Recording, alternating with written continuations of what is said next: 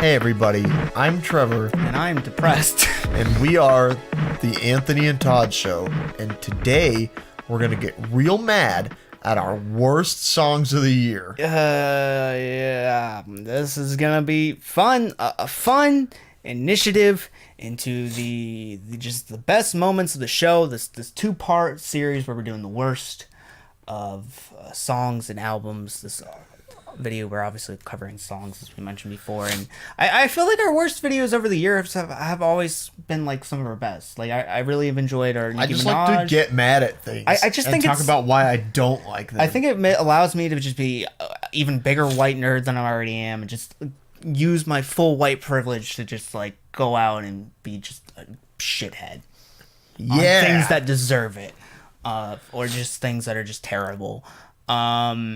But like, yeah, this year was a good year, but there was also a lot of like meh, or just there was some bad, but there was not any like valleys. Like I found it hard to like just pick out like the lowest of the low. At least for songs, albums it was a little bit easier, but for this it was hard to pick out stuff that we either listened to or was like just too obscure and didn't like resonate with us. I guess because we don't. I just found it immensely difficult to pick out things because I felt like not a lot of things were offensively bad, and if they were, then I feel like the whole project was so bad. How do you pick a song from it? But if we didn't like a project, it was just gonna be, pretty mediocre, and nothing was gonna stick out one way or another. You know what I'm saying? Yeah. So like picking things that were bad, I feel like were just extremely difficult because you had to pick from good projects or mad projects that just had like one absolutely horrible thing on there. Yeah. Also, we don't go out and search for this shit. We stay can find away. Bad music. Yeah, like if we really wanted to, we could have listened to the Five Finger Death Punch album and then cried if that's something we needed to do. But I don't think that was necessary. I don't think it was necessary for us to listen to the Maroon 5 album. I think came out this year, or at least came out last year, late last year or something like that. We didn't need to listen to that shit. So we're doing more of the shit that we reviewed or we have been touched by in a negative way, and we'll show you on the doll where we were touched by these songs and how they are provoking us. So kicking it off, we're already edging white privilege. Ready. Yep, let's get right into the hate. So kicking it off, we've got Kendrick Lamar and The Weeknd's "Pray for Me." This track was immensely popular all over the radio, and I don't think that it's like horrible, but I do think that it's pretty bad as compared to the rest of the Black Panther album. It's bad because Weeknd's hook is just annoying. Yeah, he's like never done anything past this. The Weeknd gives me a headache.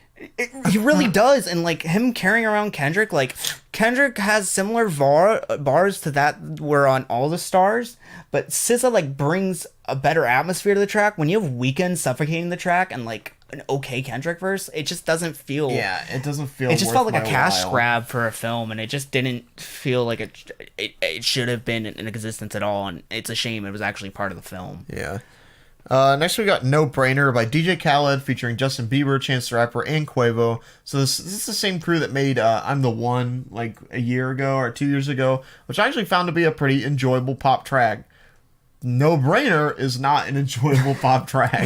You remember when DJ Khaled was coming up in like 2015, or he was already up, but he was coming. Definitely 2015. It was a renaissance of sorts. His Snapchat stories made him big, and then the year after that, 2016, he after he was doing all the memeing on jet skis and being vegan for 30 days and all that on all those dumb japes.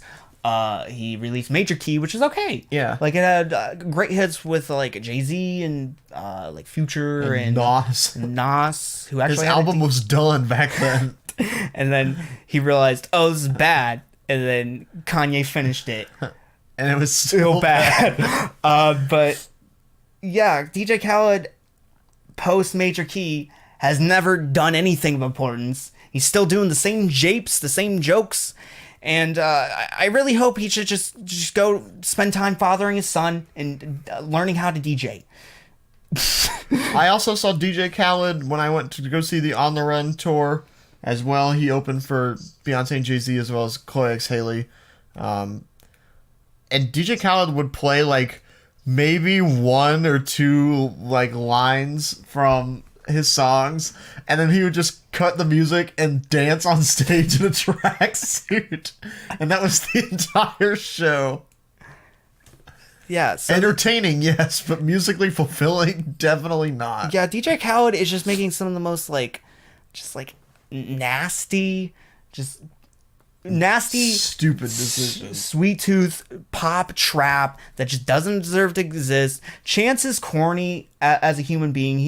And that's not a bad thing. Like, you see that cheesy. He's created some incredible projects and songs because of it. He's cheesy and also sentimental, but in this context, he's overly annoying. Justin Bieber is something you have to work with. Very have a heavy hand on producing, and this he's just out of control and just he's trying to be just somebody come collect this child. Yeah, he's just trying. You see, I can't see him past a poster boy, just some figure that has no real meaning to him except for the track that he's trying to sell sex to minors. Right.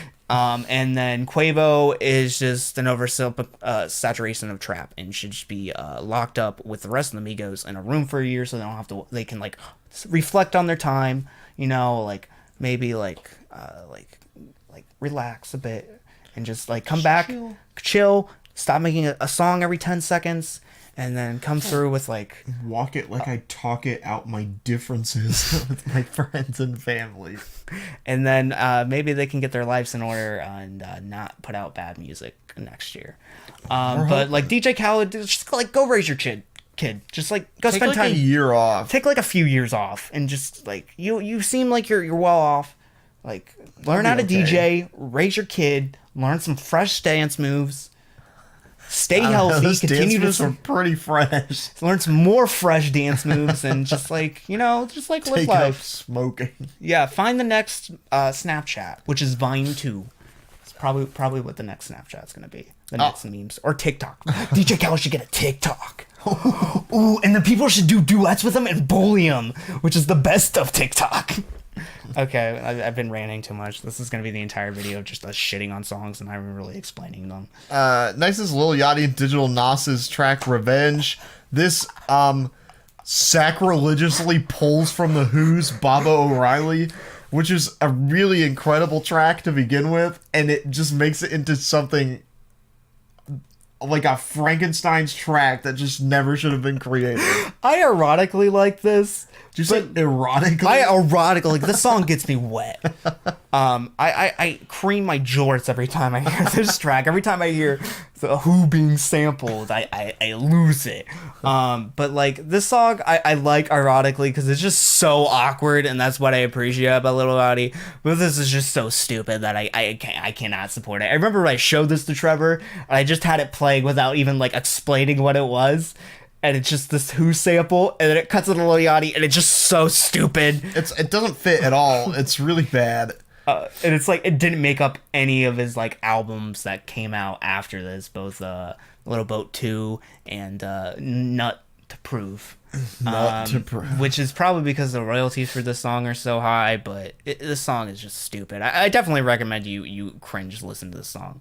Also, honorable mention, which I forgot to put on the list, which we're actually gonna put right here as a little honorable mention. Pitbull's Ocean to Ocean.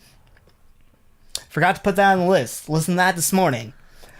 That was bad. Why the fuck is Pitbull doing what he's done with old soul samples and doing the shit Flo Rida has been doing, which is taking old soul samples or taking old pop tunes, just the hook though, and just making that the hook, or having someone else perform the hook of these older songs, and then just going with these shitty tropical bars that no one has interest in, not even fans of Pitbull should be interested in this.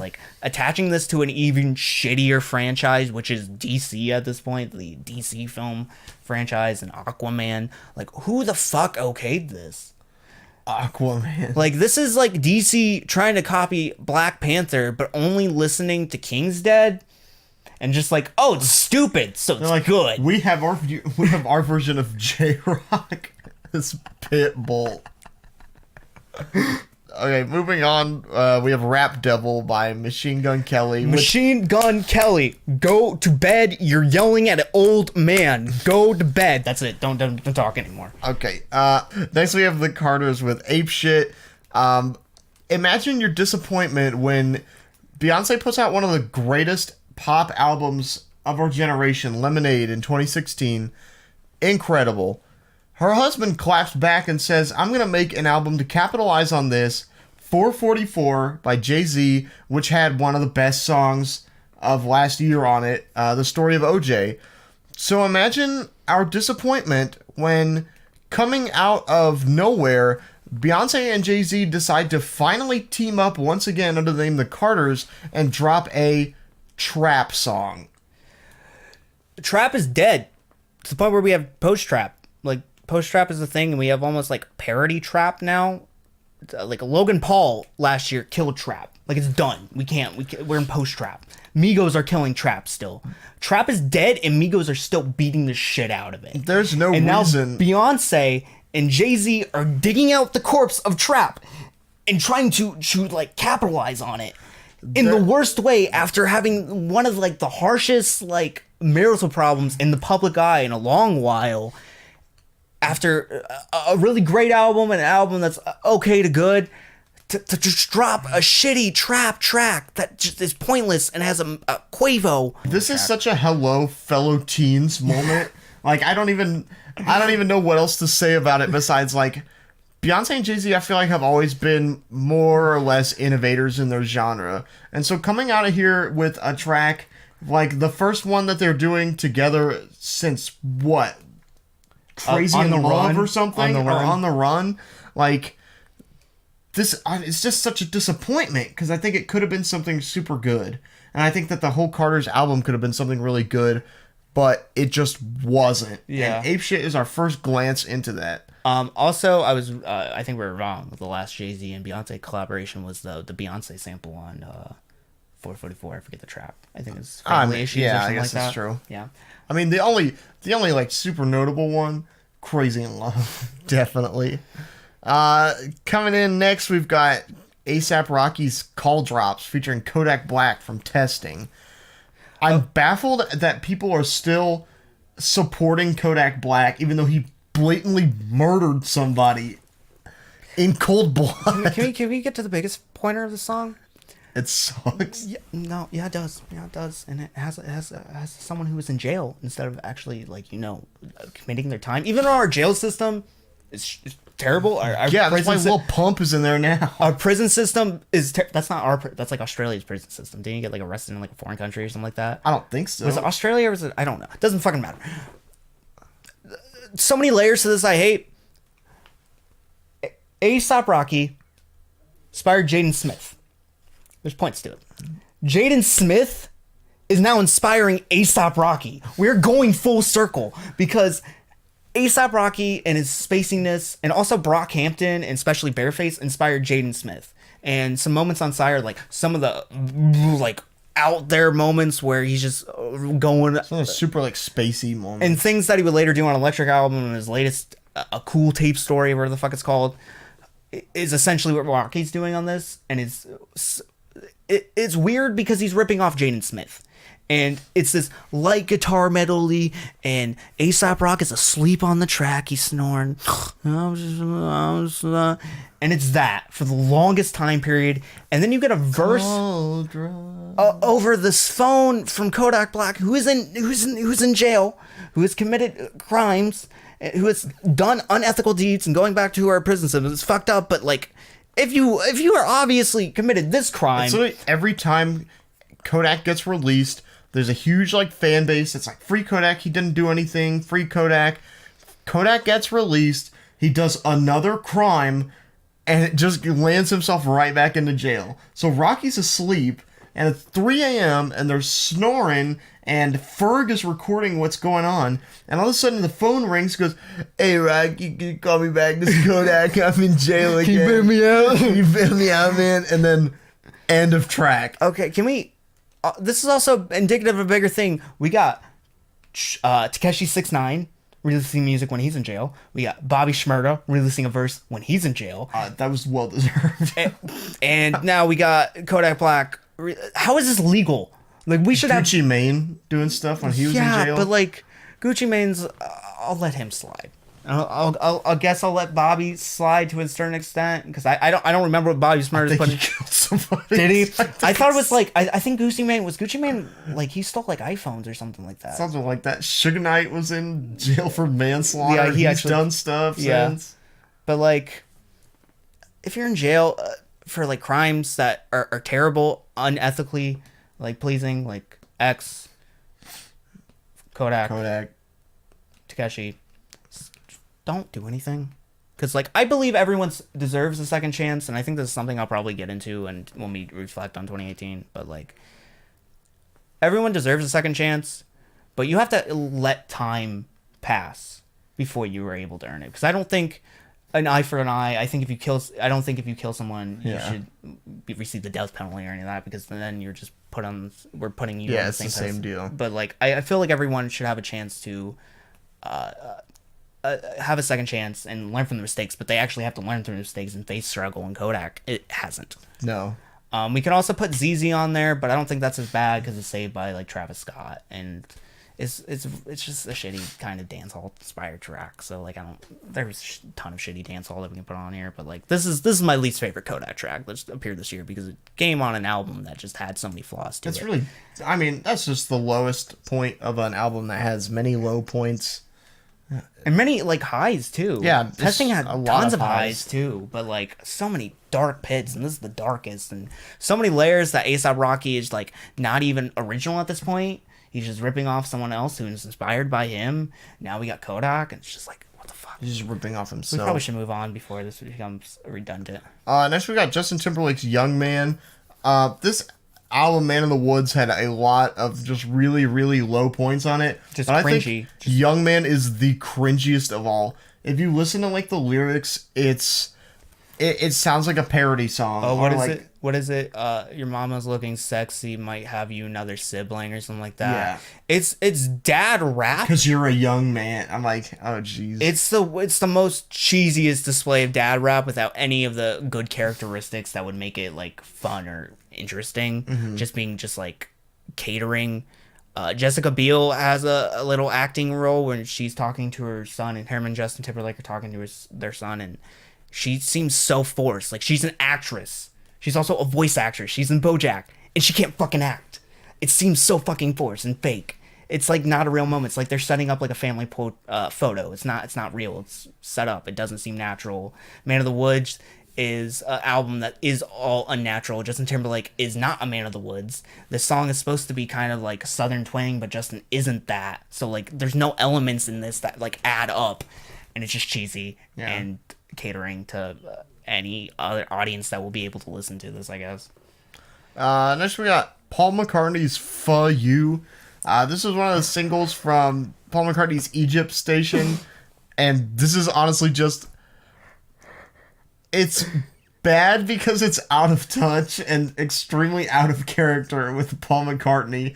I mean, it's like, it's a badly written song. It's just really dumb to listen to, but I think like it's more laughable because it's Paul McCartney. Okay, so this is actually one of the better written songs on the album because it's so cheesy, it like commits to it. Yeah. But the pop beat that is behind it just is like Maroon 5 or Imagine Dragons-esque. This thing is just so cheesy. It's so like god awful and sweet tooth, and it's from a Beatle. And why the fuck is Paul McCartney talks about wanting to fuck you, even though he's like 70. I don't understand on the track if he wants to fuck me or fuck me, and that scares me. Also, honorable mention, even though it's not, I think it's just stupid. Come On To Me, where we got the final evolution of Paul McCartney going from his I want to hold your hands days to wanting to come on you days. Take that, David Bowie, and your Black Star, and your evolution. Fuck David Bowie. Fuck David Bowie. Fuck David Bowie. Paul McCartney is the artist of our generation. Next is Animal Collective's Hair Cutter. Okay, wait. Okay. Do some cave noises. I'm going to the hairdresser to get my hair cut. I got get a perm. That's the song. The song just takes place in a cave. It's annoying. It's stupid. It doesn't make sense. Doesn't attach anything to the visuals that this Animal Collective album is supposed to. It doesn't relate any way to coral or underwater fauna or whatever the shit it's trying to relate to. It's not experimental. It's just poorly written and produced. This is shitty. Comes from a shitty album. Next we got Drake's I'm Upset. Okay, this is actually, in context, one of the more listenable tracks because it has a stupid hook and it's just so stupid that like it enables me just to, like, for a second to like actually think of Drake how he is, just a shithead, just like an absolute shithead that's just a joke. And like God's Planet and My Feelings are like indicative moments where I'm like not have to take Drake as this tough force that's like supposed to be battling Pusha T. Instead, I'm just like on this track, I found him just be super goofy and stupid on the hip hop side, and it made it a bit enjoyable for me. But when you look at this track, it's essentially just Drake talking his baby mama, and he's a shithead.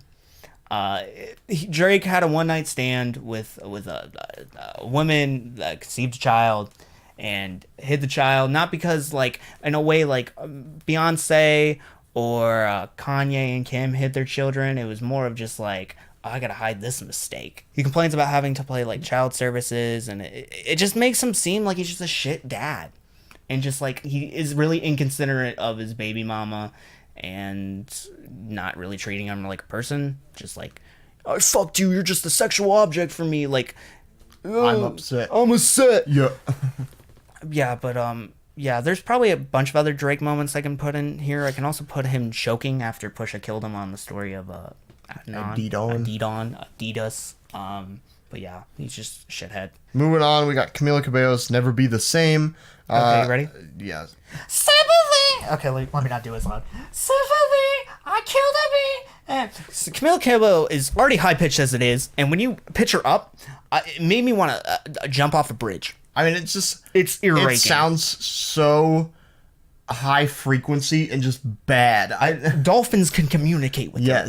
And I'm really glad for her that she found some dolphins to really like associate herself with. I can't believe that this took off the way that it did. Yeah, because this was it a just huge sounds pop single. So dried out and like coffee house sounding, but also like pop-esque. Like, it's just bad all around. The only distinctive groove to this is her voice, and that's awful.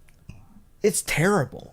And people still want to give Post Malone like diss for his like singing ability, which sometimes is flat, but he puts more heart and effort into his vocals than she ever has on a track. I mean, this is a really just horrible display of like singing technique and how anything that sounds like this can be remotely when you go to your vocal classes, do the professors go like, hey, you should do a Camila Cabello and just like sing with your ass, so high frequency like your words come down your windpipe and then you eject them through your butthole. You are so good at vocal technique. Yeah.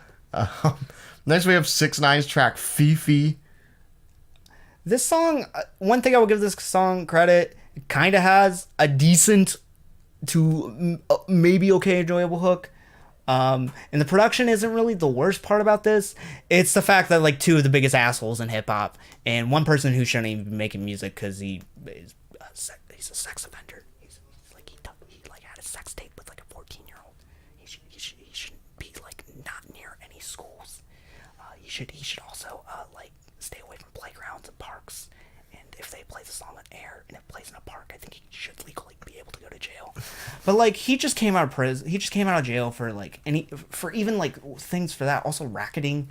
He was playing racquetball with his friends, and he's part of a gang. And like he should not be as high in a spot as he is. Yeah. And this song is shitty. It has someone who has their own issues, which we'll get into in a minute, Nicki Minaj.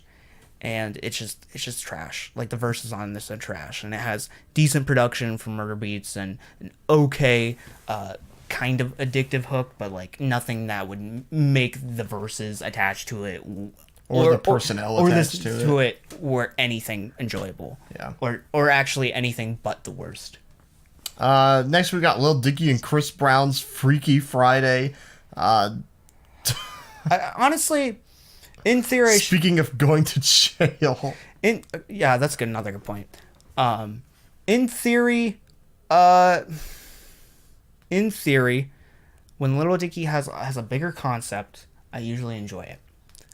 But when you're working with someone who still has not, like, keeps on committing worse things than just beating the shit out of Rihanna and committing domestic assault and domestic violence, and just showing him off as someone who is just a nice guy, and like, it's just shit. It feels like I'm like Little Dicky is like trying to sell me Chris Brown, or like trying to put Chris Brown back in the eye. He's basically trying to explain to you why somebody that you hate is not, like, you shouldn't hate him when you're already dead set on this guy's shitty. Yeah, and like, I just feel bad that like Ed Sheeran and one of the Jenners are attached to it, and I gotta give it to that last part. I think that's it's nice to see that, like, that last part kind of plays with the concept a little bit. But this story's shitty, and Little Dicky's already annoying as is, and like, he only really is good when he's doing comedy. So in theory, this should have been his best track. But like, trying to pass me off Chris Brown and having fun with the gimmick, and it's essentially just all about like the worst part of hip hop, when you're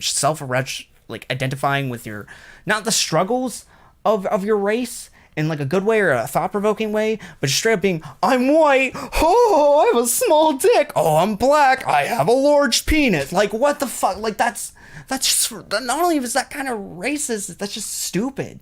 You're just building on top of these stereotypes and then only making them more popular, trying to sell me a guy who has been committed of several crimes and several unethical stances. And Yeah.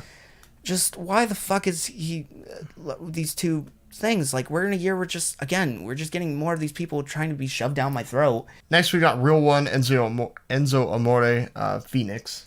I'll just take this one, because I know you don't. I think Andrew may have shown you this track, but this one's more about. I've heard the track. Okay, Enzo Amore, starting off this year, he was the Cruiserweight champion for WWE, and I think it was actually the day of our JPEG Mafia review. So coincidence. I think that, like, night I was watching Raw 25 and was like, where the fuck is Enzo Amore? And I looked on Twitter. He was released because there's this scandal going out that broke in like the midday about he essentially committed either sexual assault or rape of this woman in Phoenix. He was already on bad terms with WWE, who only saw him as a character but not really like the person, and he was always too large in a sense. He had a huge ego. He was disrespectful. Heads of the locker room like Roman Reigns and like actual wrestlers around the scope have kicked him off buses before and stuff like that. And he wasn't really well liked in the locker room. And going past that, after he was released, after being stripped the Cruiserweight title, we don't hear from him for about 6 months. And then he was relieved of his charges because there wasn't enough evidence. Is that a thing? I'm not saying he like committed this crime or not, and I'm not saying that's the biggest issue. I think it's actually the biggest issue with this is not that he was charged with that stance. I think it's actually his handling of having a comeback track on this. Yeah, because the song is directed at the woman that had the charges against him, but in a way that makes him seem like he did it. Like, it seems like he did it, because you only make a track like this if you're Tekashi 6ix9ine or an asshole. Yeah. And not only is he kind of worse than Tekashi 6ix9ine in this stance, because at least Tekashi 6ix9ine can have like some bangers underneath him, and he has at least somewhat of like a toned down personality when compared to Enzo, who's even like more off candy than him. But like, this track is essentially just him not only dissing the fans in the music video, just dissing the fans that built him, the wrestling fans that he's still trying to launch onto by like being important, like coming in the crowd of Survivor Series and trying to be like famous and trying to get promotion for himself and being kicked out of the arena after WWE saw him in the crowd. But like, he's in the music video, makes fun of his fans, and on this track he's straight up not able to rap. He's terrible at it. The trap beat is awful. He has charisma, and I can give him that, but it also it seems like he did it. It makes him seem like he did it. I'm not saying that's the case. I'm saying that's what's so bad about this track, is that he's yelling at something, an issue that's very complex, that you have to be a really good writer and you have to hone down these skills and you have to take time to make sure this doesn't come off as offensive. Because when you do this, it makes you look worse in the public eye, because it makes you look like an asshole. It just straight up makes you look like just bad. Like you did do it, or you could have done it. Yeah. And again, I'm not saying he did it, but it gives the appearance like he did. He's not saving himself. He's not selling himself, not only due to his lack of lyricism, but his lack of control of explaining the subject. Because when you have a subject like this, you can actually take and make an interesting like diss track, but that is also more explanative of the theme, or more is able to explain the theme or the narrative behind it, and could actually be something interesting and go into the concepts of actually how not all cases of sexual assault and rape are actually true. Right. But it just comes at a bad time for him, because there's just so many cases of just men abusing power and overcharging women or raping women, and it's just, I think this was a very bad move for him, and it's disgusting. And to see someone who I wasn't too hot on to begin with to make bad music is just yeah. Moving on, we got Nicki Minaj's track Barbie Dreams. I feel like this is more just unnecessary than anything. In our review of Queen, we talked about Nicki Minaj on this track. I just felt like putting down everybody and basically anybody that she could, get her hands on. just to make herself look better, Yeah. but not for like in fun. It seemed like some of these comments were just like some of the Just most mean-spirited in general. like we make fun of designer, but like this designer line about him being in special ed is kind of too much. That's I a little think too far. at least for a random approach with a joke that isn't built up. I think Right. the designer, or not the designer, the little young thug line about him wearing dresses just comes off as very just bad in this time period. You just let Young Thug be Young Thug and dress how Young Thug wants to dress. Like, that's just, Yeah. you wear bizarre shit too. Like, you wore like fucking like a snake or some shit in the end of the video. But like, she's just mean, and I've ranted about this before, but I think she's just an asshole. And I think this set up like even a worse thing. Like, I don't know if this was a direct inspiration for what number one is, but like, I think we might as well get to it. Number one is Eminem's The Ringer. There's like so many bad moments for Kamikaze that we can put up number one, but I think Eminem, Opening track. the opening track, The Ringer, the worst. is the worst, because it actually compares artists like Lil Pump and the Migos and Machine Gun Kelly to the likes of Donald Trump. Like, he's putting this level of just like actually being like a terrible person with this level of just being just like not good, or just being eccentric. Like, Yachty's eccentric, Lil Pump's eccentric, and they're actually making better music, period, because they're honing to their strengths and being themselves in a time period where Eminem's not even himself. He's just a crazy old man, and he's just lost. I think that The Ringer is so unnecessary, again, like Barbie Dreams, because Eminem is essentially raising himself to God status. This guy who came from nowhere earned his place in the rap community, which, I think is especially telling, because he learned from the best, learned from Dr. Dre. He is white, and that wasn't like super well received. At least in the circles, the underground circles circles that he was ran running in, and that time period that he came up in, and really just like cemented himself as a force to be reckoned with. But as time went on, it turned out that he really like was losing his touch, and he's essentially trying to tell us why he should be raised to God status, or how you shouldn't mess with him because he's too good for everybody else, blah, blah, blah.